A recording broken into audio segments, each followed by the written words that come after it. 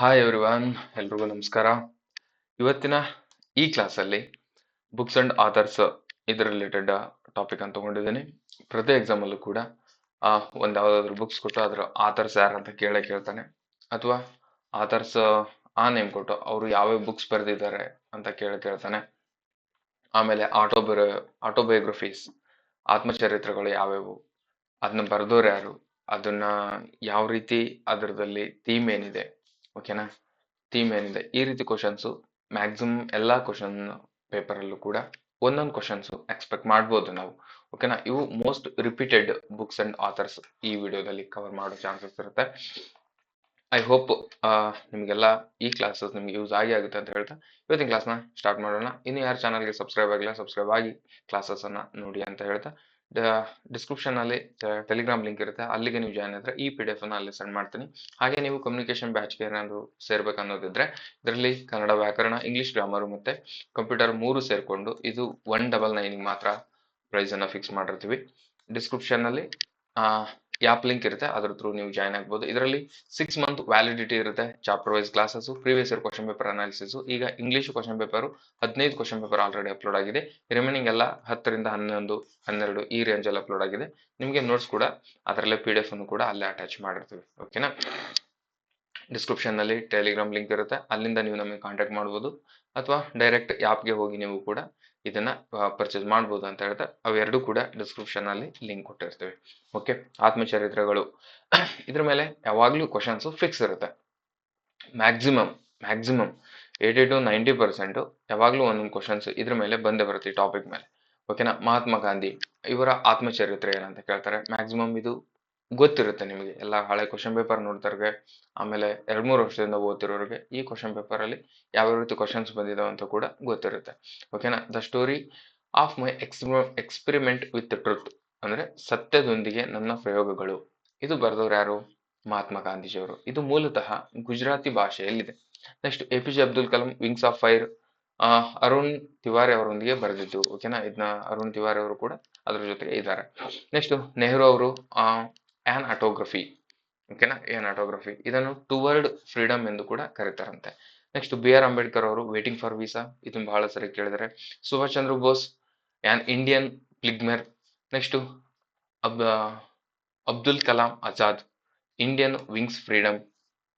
Lala Krishna Advani my country my life, ಇದು 2008 ಬಿಡುಗಡೆ ಮಾಡಿದ್ದು.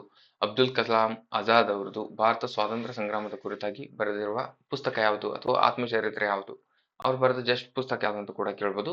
India wings freedom, India wings freedom, wins.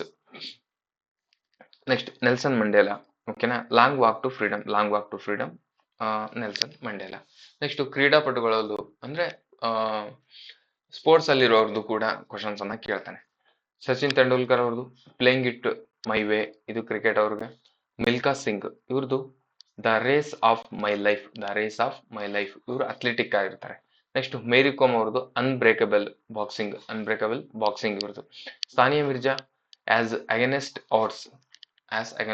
Ads, ಇದು tennis ಇವರು, ಯಾರು? Sania Mirza. Saina Nehwal playing to win, badminton ಇವರು, ಯಾರು? ಸೈನಾ ನೆಹ್ವಾಲ್.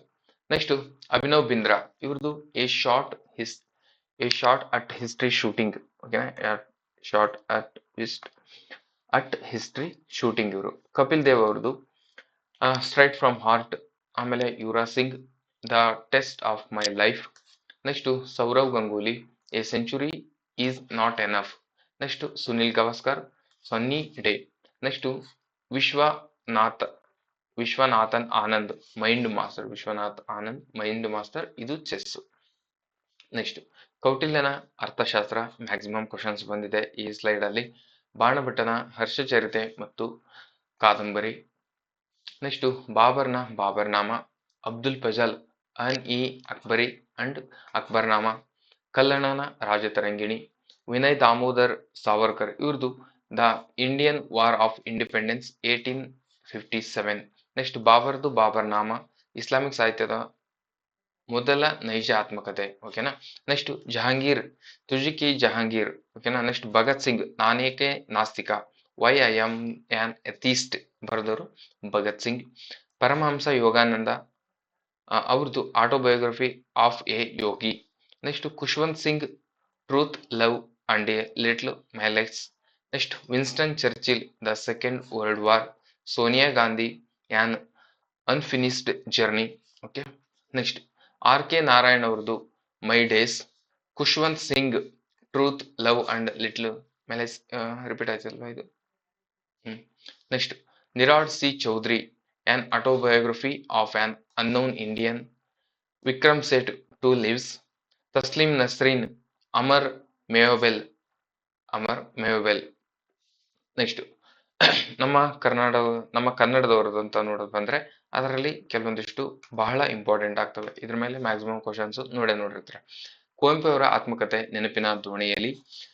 ಶಿವರಾಮ್ ಕಾರಂತ್ ಅವರ ಆತ್ಮಕಥೆ ಹುಚ್ಚು ಮನಸ್ಸಿನ 10 ಮುಖಗಳು. ಮಾಸ್ತಿ ವೆಂಕಟೇಶ್ ಅವರದು ಭಾವ. ಯು ಆರ್ ಅನಂತ್ ಮೂರ್ತಿ ಅವರದು ಸುರಗಿ. ದಾರಾ ಬೇಂದ್ರೆ ಅವರದು ನಾ ಕಂಡ ಬೇಂದ್ರೆ. ನೆಕ್ಸ್ಟ್ ಸಿದ್ಲಿಂಗಯ್ಯ ಅವರದು ಊರು ಕೇರಿ.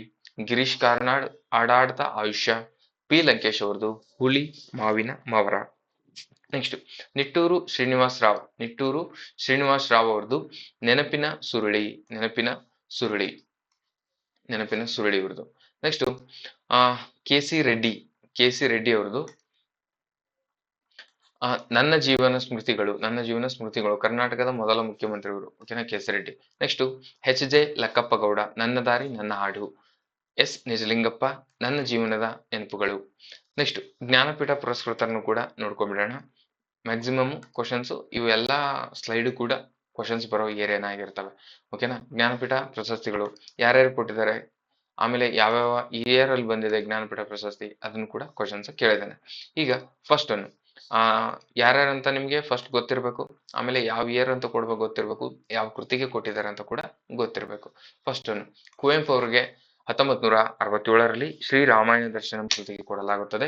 ದಾರಾ ಬೇಂದ್ರೆ ಅವರಿಗೆ 1973ರಲ್ಲಿ 4 ತಂತಿ ಕೃತಿಗೆ ಕೊಡಲಾಗುತ್ತದೆ. ಶಿವರಾಮ್ ಕಾರಂತ್ 1977ರಲ್ಲಿ ಮುಖಜ್ಜಿಯ ಕನಸು. ಮಾಸ್ತಿ ವೆಂಕಟೇಶ ಅಯ್ಯಂಗಾರ್ 1983ರಲ್ಲಿ ಚಿಕ್ಕ ವೀರ ರಾಜೇಂದ್ರಕ್ಕೆ.